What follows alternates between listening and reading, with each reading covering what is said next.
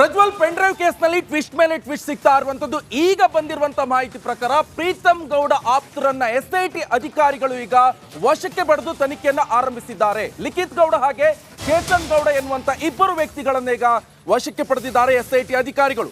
Prajwal pen drive ಕೇಸ್ನಲ್ಲಿ ಮಹಾ twist ಇದು. ಪ್ರೀತಮ್ ಗೌಡ ಆಪ್ತರನ್ನ ಲಾಕ್ ಮಾಡಿದ ಎಸ್ಐಟಿ ಅಧಿಕಾರಿಗಳು. ಚೇತನ್ ಹಾಗೆ ಲಿಖಿತ್ ಗೌಡ ಈಗಾಗಲೇ ಎಸ್ಐಟಿ ವಶದಲ್ಲಿದ್ದಾರೆ.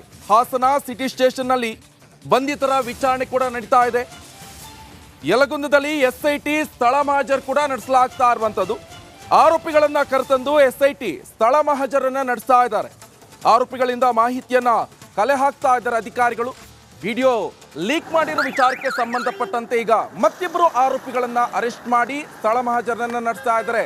ಇವರಿಗೂ ಹಾಗೆ ವಿಡಿಯೋಕ್ಕೆ ಏನು ಸಂಬಂಧ, ವಿಡಿಯೋವನ್ನ ಯಾವ ರೀತಿಯಾಗಿ ಲೀಕ್ ಮಾಡಿದ್ರು, ಲೀಕ್ ಮಾಡೋದು ಕಾನೂನು ಪ್ರಕಾರ ಅಪರಾಧ, ಅದೆಲ್ಲ ವಿಚಾರಕ್ಕೆ ಸಂಬಂಧಪಟ್ಟಂತೆ ಈ ವಿಜುವಲ್ಸ್ ಅಲ್ಲಿ ನೀವು ಗಮನಿಸ್ತಾ ಇರ್ಬೋದು. ನೋಡಿ, ಅವರೇ ಚೇತನ್ ಗೌಡ ಹಾಗೆ ಲಿಖಿತ್ ಗೌಡ ಎನ್ನುವಂತಹ ಇಬ್ಬರು ವ್ಯಕ್ತಿಗಳು ಆರೋಪಿಗಳು. ಇವರಿಬ್ರು ಕೂಡ ಇವರು ಪ್ರೀತಮ್ ಗೌಡ ಆಪ್ತರು ಎನ್ನುವಂಥದ್ದು ಕೂಡ ಸದ್ಯ ಗೊತ್ತಾಗ್ತಾ ಇರುವಂತಹ ವಿಚಾರ.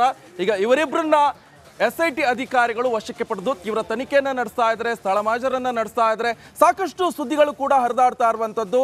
40,000ದಿಂದ 50,000 ಪೆನ್ಡ್ರೈವ್ಗಳನ್ನ ಮಾಡಿಬಿಟ್ಟು ಇವರು ರೋಡ್ ಪಾರ್ಕ್ ಎಲ್ಲ ಹಂಚಿದ್ದಾರೆ, ಬಿಸಾಡ್ ಹೋಗಿದ್ದಾರೆ ಎನ್ನುವಂಥದ್ದು ಕೂಡ ಸಾಕಷ್ಟು ಹಾಸನದಲ್ಲಿ ಸದ್ದು ಮಾಡಿರುವಂಥ ವಿಚಾರ. ಇದೇ ವಿಚಾರಕ್ಕೆ ಸಂಬಂಧಪಟ್ಟಂತೆ ಕಾಂಗ್ರೆಸ್ನ ನಾಯಕರು ಹಾಗೆ ಒಂದಿಷ್ಟು ಬಿಜೆಪಿ ನಾಯಕರು ಕೂಡ ವಾಗ್ದಾಳಿಯನ್ನ ನಡೆಸಿದ್ರು. ಆರೋಪ ಪ್ರತ್ಯಾರೋಪಗಳು ಎಲ್ಲವೂ ಕೂಡ ಕೇಳಿ ಬಂತು. ಅದಾದ ನಂತರ ಸಾಕಷ್ಟು ಅಪ್ಡೇಟ್ ಸಿಗ್ತಾ ಇರುವಂತದ್ದು. ಈಗ ಇಬ್ಬರು ವ್ಯಕ್ತಿಗಳನ್ನ ಅರೆಸ್ಟ್ ಮಾಡಿ. ನನಗೆ ಸಿಬಿಐ ಮೇಲೆ ನಂಬಿಕೆ ಇಲ್ಲ ಅಂತಲ್ಲ, ಸಿಬಿಐ ಕೊಡೋಂಥ ಕೇಸ್ಗಳು ಕೊಡೋಣ. ನಾನು ಹಿಂದೆ ಮಿನಿಸ್ಟರ್ ಇರುವಾಗ, ಚೀಫ್ ಮಿನಿಸ್ಟರ್ ಇರುವಾಗ 7 ಕೇಸ್ಗಳು ಕೊಟ್ಟಿದ್ದೆ. ಯಾವುದು ಕನ್ವಿಕ್ಷನ್ ಆಗಲಿಲ್ಲ. ಹಾಗಂತೇಳಿ ಸಿಬಿಐ ಮೇಲೆ ನಂಬಿಕೆ ಇಲ್ಲ ಅಂತಲ್ಲ, ನನಗೆ ಸಿಬಿಐ ಮೇಲೂ ನಂಬಿಕೆ ಇದೆ. ಅದು ಒಂದು ಇನ್ವೆಸ್ಟಿಗೇಟಿಂಗ್ ಏಜೆನ್ಸಿ. ಅವ್ರ police SIT is also investigating agency. ನಾವು ಪೊಲೀಸ್ನವ್ರ ಕಲೆ ಮಾಡಿಸ್ತೀವಿ. ಆಡಿಯೋ ಆಚೆ ಬಂತು ಅಂತಾನೆ ದೇವರಾಜೇಗೌಡರನ್ನ ಅರೆಸ್ಟ್ ಮಾಡಿದ್ದು. ಸರ್ಕಾರ ಸಿಕ್ಕಾಕಿಕೊಳ್ಳುತ್ತೆ ಅಂತ ದೇವರಾಜೇಗೌಡರನ್ನ ಅರೆಸ್ಟ್ ಮಾಡಿದ್ದಾರೆ ಅಂತ ಬಿಜೆಪಿ ಆರೋಪ ಮಾಡ್ತಿದೆ. ಬಿಜೆಪಿ ಏನು ಆರೋಪ ಮಾಡ್ತಿದೆ, ಅವ್ರು ಸುಳ್ಳು ಆರೋಪಗಳು ಮಾಡೋದೇ ಅವ್ರ ಕೆಲಸ ಕಲಿಸ್ಬೋ ಅವರಿಗೆ. ಅವ್ರನ್ನ ಅರೆಸ್ಟ್ ಮಾಡೋದಕ್ಕೆ ಹೆಣ್ಮಕ್ಳ ಮೇಲೆ ದೌರ್ಜನ್ಯ ಮಾಡಿದ್ರು ಅನ್ನೋ ಕೇಸ್ ಮೇಲೆ ಏಪ್ರಿಲ್ 1ನೇ ತಾರೀಕು ಕಂಪ್ಲೇಂಟ್ ಕೊಟ್ಟಿದ್ರು. ಅದ್ರ ಮೇಲೆ ಅರೆಸ್ಟ್ ನಾವು we are not interfering in the investigation of the police. ಗೊತ್ತಾಯ್ತಾ? ಪೊಲೀಸಿನವರಿಗೆ ಪೂರ್ಣ ಸ್ವಾತಂತ್ರ್ಯ ಕೊಟ್ಟಿರ್ತೀವಿ. ಅವರು ತನಿಖೆ ಮಾಡಿ ತಪ್ಪಿತಸ್ಥರಿಗೆ ಶಿಕ್ಷೆ ಕೊಡಿಸ್ತಕ್ಕಂಥದ್ದು ಪೊಲೀಸ್ನವ್ರ ಜವಾಬ್ದಾರಿ. ಪ್ರಹ್ಲಾದ್ ಜೋಶಿ ಅವರು ಸರ್ ಗವರ್ನಮೆಂಟ್ ವಿಚೆಂಟ್ ಮಾಡ್ತಿದೆ, ಬೇಕು ಅಂತ ಇಂಟೆನ್ಷನಲಿ ಅವ್ರನ್ನ ಅರೆಸ್ಟ್ ಮಾಡೋದು, ಬಿಜೆಪಿ ಕಾರ್ಯಕರ್ತರನ್ನ ಹಿಂಸೆ ಕೊಡೋದು, ಇದನ್ನ ಮಾಡ್ತಾ ಇದೆ ಅಂತ ಅಲಿಗೇಷನ್. ಪ್ರಹ್ಲಾದ್ ಜೋಶಿ ಮಿನಿಸ್ಟರ್ ಆಗಿದ್ದವರು ಜವಾಬ್ದಾರಿಯಿಂದ ಮಾತಾಡೋದು ಕಲಿಬೇಕು.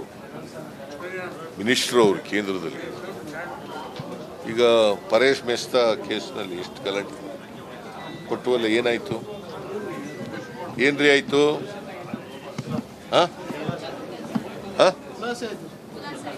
ಏನು ಖುಲಾಸೆ ಆಯ್ತು? ಸಿಬಿಐ ಕೊಡ್ಬೇಕು. ಕಾಂಗ್ರೆಸ್ನವ್ರು ಇದಕ್ಕೆ ರೆಸ್ಪಾನ್ಸಿಬಲ್ ಅಂತ ಹೇಳ್ತಿದ್ರಲ್ಲ, ಏನಾಯ್ತು ಕೊನೆಗೆ? ಸಿಬಿಐ ಕೊಡ್ಬೇಕು. ಸುಳ್ಳು ಹೇಳೋದ್ರಲ್ಲಿ ನಿಸೀಮ್ರು ಬಿಜೆಪಿ ಅವರು ಬರೀ ಸುಳ್ಳು ಹೇಳೋದು.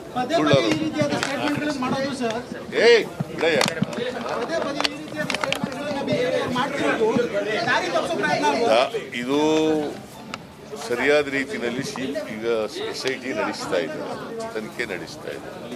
ದಾರಿ ತಪ್ಪಿಸೋಕ್ಕೋಸ್ಕರ ಜನರಲ್ಲಿ ಗೊಂದಲ ನಿರ್ಮಾಣ ಮಾಡಲಿಕ್ಕೋಸ್ಕರ ಉದ್ದೇಶಪೂರ್ವಕವಾಗಿ ಇಂಥ ಹೇಳಿಕೆಗಳನ್ನ ಕೊಡ್ತಾ ಇದ್ದಾರೆ. ಪ್ರೈಮ್ ಮಿನಿಸ್ಟರ್ ಅವ್ರನ್ನ ರಾಹುಲ್ ಗಾಂಧಿ ಅವರು ಓಪನ್ ಡಿಬೇಟಿಗೆ ಬನ್ನಿ ಅಂತ ಹೇಳಿ ಕರೆದಿದ್ದಾರೆ.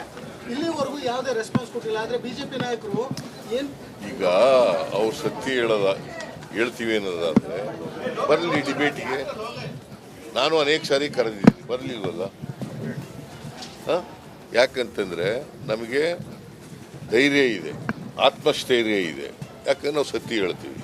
ಅವ್ರು ಸುಳ್ಳು ಹೇಳ್ತಾರಲ್ಲ, ಅವ್ರಿಗೆ ಆತ್ಮಸ್ಥೈರ್ಯ ಇಲ್ಲ, ಧೈರ್ಯ ಇಲ್ಲ.